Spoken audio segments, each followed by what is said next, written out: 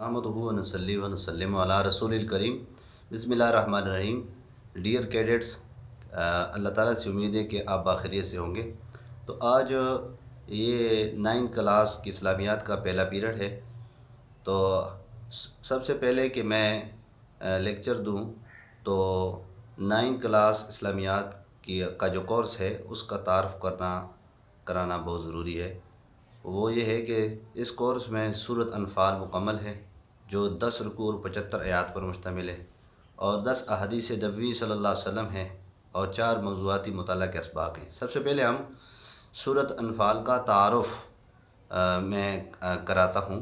سورۃ انفال میں سب سے پہلے وجہ تسمیہ، یعنی اس سورت کا جو نام انفال ہے اس کی وجہ تسمیہ، اس کا نام انفال کیوں رکھا گیا ہے؟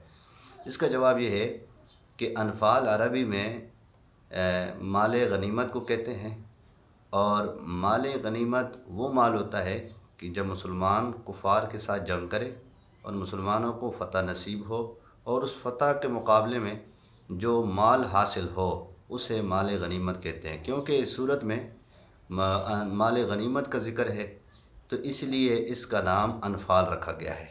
اور دوسری بات جو ہے وہ یہ ہے کہ زمانہ نزول، یعنی اس صورت یعنی کب یہ نازل ہوئی۔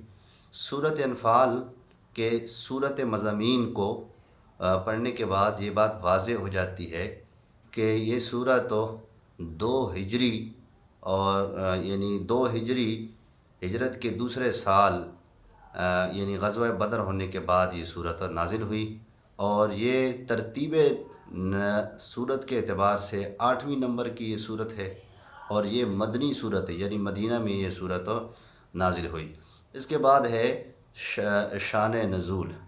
شان نزول یہ ہے کہ غزوہ بدر اسلام کی سب سے پہلی وہ جنگ ہے جو کفار کے خلاف لڑی گئی، اور یہ جنگ 2 ہجری 17 رمضان مبارک اور جمعۃ المبارک کو یہ لڑی گئی تھی۔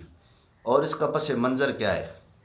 یعنی اس صورت کے مضامین اور موضوع اور مباحث کچھ اس طرح ہے کہ اس صورت میں اللہ کریم نے یہ بیان کیا ہے کہ حالات جیسے بھی ہوں، یعنی اچھے ہوں یا برے ہوں، تو تعداد زیادہ ہو یا کم ہو، سامان کم ہو یا زیادہ ہو، ان چیزوں کو دیکھ کر جہاد سے، اللہ کی راہ میں لڑنے سے گریز نہیں کرنا چاہیے۔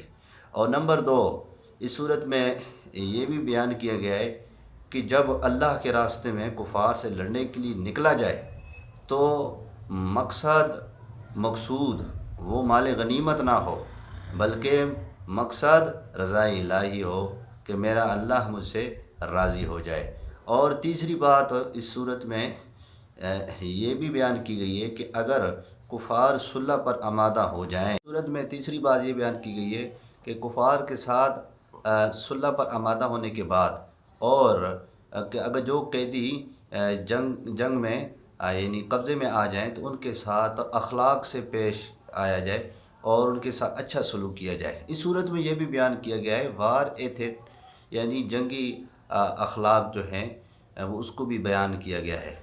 تو یہ تو سورت کے مضامین اور موضوع اور مباحث تھا۔ اب غزوہ بدر کا پس منظر میں کچھ بیان کروں گا کہ یہ جنگ کس طرح چھڑی اور کس طرح کی گئی۔ غزوہ بدر کی جنگ کا آغاز کچھ اس طرح ہوا کہ نبی کریم صلی اللہ علیہ وسلم کو خفیہ طور پر یہ اطلاع ملی کہ کفار کسی وقت بھی وہ حملہ کر سکتے ہیں۔ تو نبی کریم صلی اللہ علیہ وسلم نے چند صحابہ کرام کو جاسوسی کے لیے اس راستے پر بٹھا دیا جو مکہ سے مدینہ کی طرف جا رہا تھا۔ تو وہ راستے میں چند صحابہ بیٹھے ہوئے تھے، اور مکہ سے مدینہ سے ہوتے ہوئے اور شام کی طرف یہ قافلے تجارت کے جایا کرتے تھے۔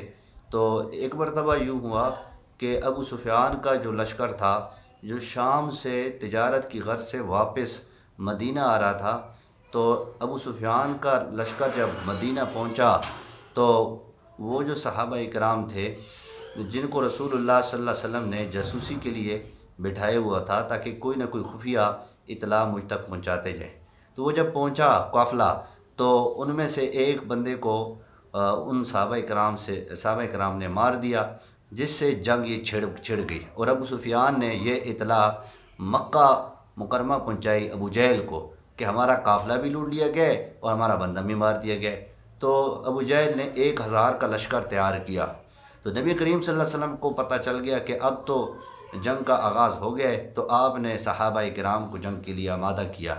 اس جنگ میں صحابہ کی تعداد 313 تھی، اور تعداد بھی کم تھی اور اسلحہ بھی کم تھا، جبکہ کفار کے پاس تعداد بھی زیادہ تھی 1000 اور اسلحہ بھی زیادہ تھا۔